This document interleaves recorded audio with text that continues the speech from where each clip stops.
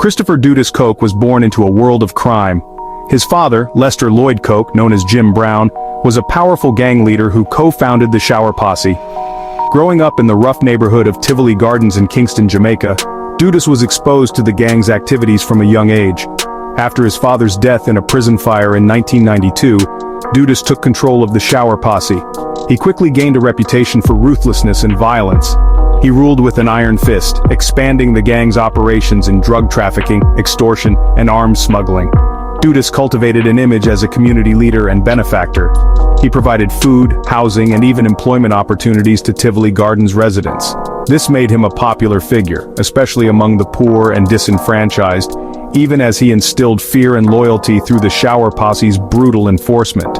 However, his criminal empire attracted the attention of international law enforcement, particularly the United States, where the Shower Posse had a significant presence.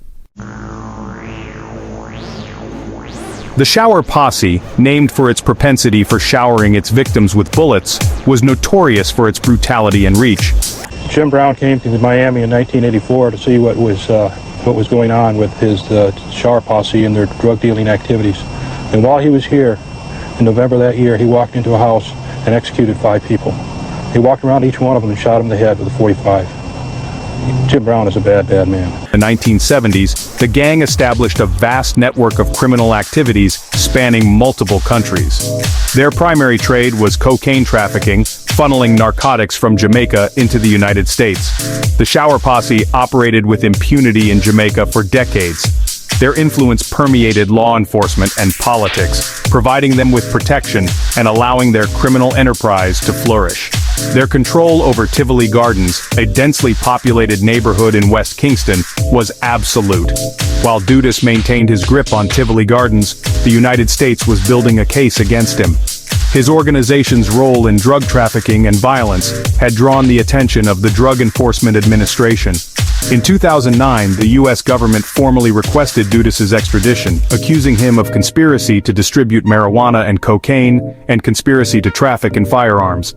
This request would set in motion a chain of events with deadly consequences. Dudus Koch's stronghold of Tivoli Gardens was a study in contradictions. To its residents, he was a benefactor, a Robin Hood figure providing for the community. He organized parties, distributed food, and funded schools and businesses. This support, however, came at a price: unquestioning loyalty. Anyone who dared to oppose Dudus or cooperate with law enforcement faced swift and brutal retribution. When the Jamaican government, under pressure from the United States, finally issued an arrest warrant for Dudus in May 2010, Tivoli Gardens transformed into a battleground. Heavily armed Shower Posse members, loyal to Dudus, barricaded the streets, turning the neighborhood into an urban war zone. The Jamaican security forces, backed by the military, launched an offensive to capture Dudus. The ensuing violence left scores dead, with the official death toll at 73, although human rights groups claimed it was much higher. After weeks of hiding, Dudus Koch was finally captured in June 2010. Disguised in a wig and attempting to flee to the U.S. Embassy, he was apprehended at a police checkpoint. His capture marked the end of a tumultuous chapter in Jamaica's history. Extradited to the United States, Dudus faced a slew of charges related to drug trafficking, racketeering, and firearms offenses. In 2011, he pleaded guilty to racketeering conspiracy and conspiracy to commit assault in aid of racketeering. In 2012, a U.S. federal judge sentenced him to 23 years in prison. While Dudus expressed remorse for the violence that erupted in Tivoli Gardens, he maintained that he was not responsible for it. Now, after more than a decade behind bars, Dudus is set for an earlier release. His sentence has been reduced by 17 months due to good behavior and participation in prison programs under the First Step Act. This act, passed in 2018, aims to reduce recidivism and ease prison overcrowding. Despite his imminent release, the specter of the Shower Posse and the violence it unleashed continues to haunt Jamaica.